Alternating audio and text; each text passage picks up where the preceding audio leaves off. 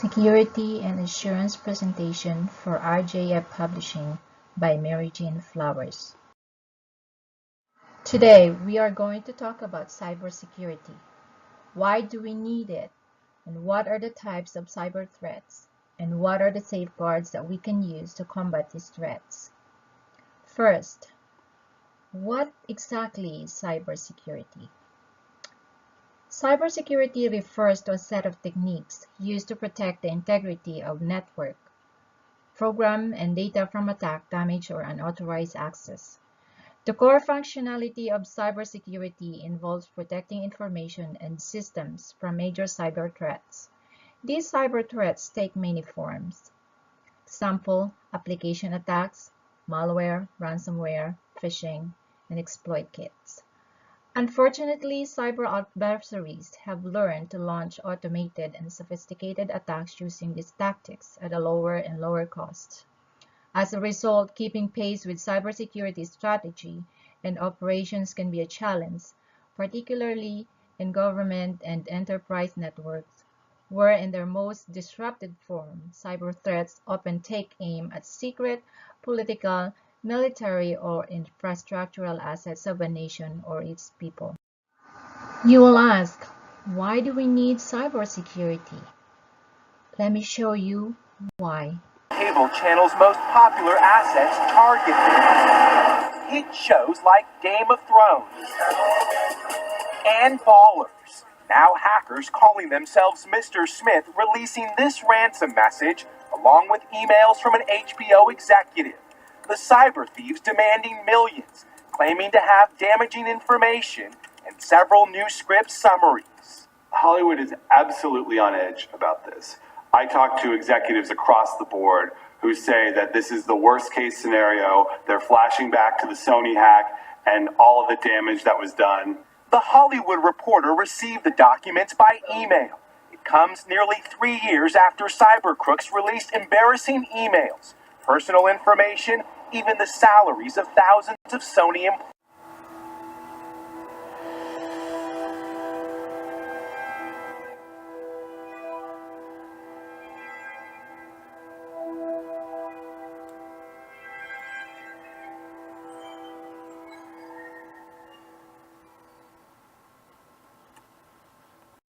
Cybercrimes are on the rise. As you can see, they are all over the news on TV and newspapers. According to IBM, cybercrimes is the most profitable crime.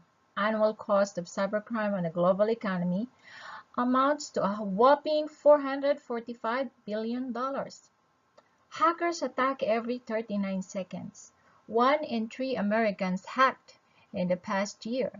95% of breach records came from 3 industries in 2016.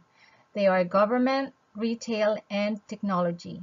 Around 1 billion accounts and records were compromised worldwide in 2016, and that's roughly 3 for every American citizen. 43% of cyber attacks target small businesses. All these statistics shows us that we need to be serious in protecting ourselves against these crimes. In order for us to protect ourselves, we first need to identify what are the threats. There are several of them. One is phishing. Phishing is the fraudulent practice of sending emails purporting to be from reputable companies in order to induce individuals to reveal personal information such as passwords and credit card numbers. 2 is hacking. Hacking includes denial of service attack, key logging, and cookie theft. Hacking is an attempt to exploit a computer system or a private network inside a computer. Simply put, it is the unauthorized access to or control over computer network security systems for some illicit purpose. 3. Bots. Bots are efficient little blighters designed to scan a system and find specific information such as credit card information, weak points in new software patches, or previously unknown access points that can then be exploited, at which point the hackers then do whatever it is they have set their mind upon. 4. Non-compliance with cybersecurity policies. A few examples include signing in to personal social media accounts, emailing sensitive data to work from a home machine, connecting company devices to unsecure networks, or storing password on Word documents. After reading the individual practices, they would seem like common sense to most people. But during the working day, when we are entirely focused on efficiency, the more complex risks can be ignored. Next one is misuse of employee privileges. The most common issue that arise tend to fall around company devices being used for non-work purposes or in fact for work but in insecure locations. The security of these devices can be fragile if not used correctly by your employees. Similarly to the earlier threat, using company-owned devices for non-work purposes can quickly develop into serious risks to the digital infrastructure of an organization. Next is a bring your own device. Let's imagine you have just back to work from an annual leave and you want to show your holiday photos off to your colleagues. You could just plug in your USB flash drive and begin your presentation. But why is this usually considered to be a bad idea? It's simple. You have no way of knowing what could be lurking on the pen drive, and it could be harmful. Your home computer security software may not detect a virus like malware has now infected your storage device and will continue to propagate across any enterprise network that you connect it to. Next one is insufficient recovery planning. A company needs to have an adequate DRP. DRP is a disaster recovery plan, which is a document, process, or set of procedures to recover and protect a business IT infrastructure in the event of a disaster. Such a plan, ordinarily documented in written form, specifies procedures an organization is to follow in the event of a disaster. Next is password cracking. It is exactly what it sounds. The cybercriminals will guess at your password repeatedly and will check it against a cryptographic hash of the password. This will be used to enter your system, cause mischief, and steal stored data. The next one is ransomware. It's a type of software designed to block access to machine and files until a sum of money is paid out. It has the ability to cause massive disruption to productivity within the workplace. And the last one is malware. There are 5 classifications of malwares. There's spyware, trojans, rootkit, viruses, and worms. Spyware records keystrokes, including you typing your username and password, and send it to a collection site. Spyware is a malware designed to spy on you. Trojans appears to be a legitimate websites or software such as games and utilities, but contains malware that allows hacker to control the victim's computer remotely. Rootkit provides illegal backdoor to a host. A rootkit is a clandestine software tool enabling a script specialist to hide their presence and remain in command. Viruses can self-replicate yet needs a way to propagate to another host. Its results can be as trivial as an icon on your desktop, or it could be as damaging as files getting destroyed. A classic way of entry is via email attachment. And last, worms. Worms is actually a virus subclass. They are self-propagating and can spread on its own. This ability makes it even more dangerous as it can have devastating effect on the host on all the network. Many users are unaware of worms' replication until it consumes the system resources. Given all the threats out there, and if you don't want to be another statistics in next year's report, I recommend that we take a few simple steps toward protecting our privacy and security online. We can break these steps under 3 components that we need to safeguard: human, technical, and data. Under human, we can put cybersecurity policies in place. Cybersecurity policies is formal set of rules by which those people who are given access to company technology and information assets must abide. This document also contains procedures for responding to incidents that threaten the security of the company computer systems and network. Some common practices to ensure our workforce's privileges are not misused are blocking access to websites that pose a potential threat through malware or phishing, ensuring administrator privileges remain with the IT department, automated monitoring of device usage.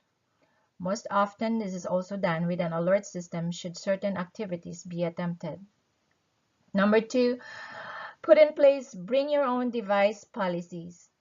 Ensure that any BYOD policies also contain additional security measures to be installed on any devices.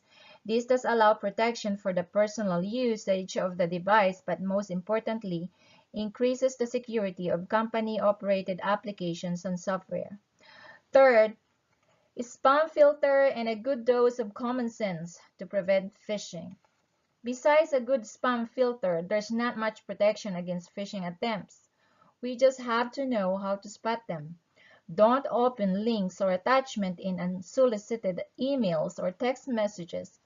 Always look for a valid HTTPS certificates on websites where we need to input a password or financial information. If we're unsure about an email, contact the sender by some other means or ask a question that only they would know to verify their identity. Never ever give out passwords or other private information in an email. 4. Passwords.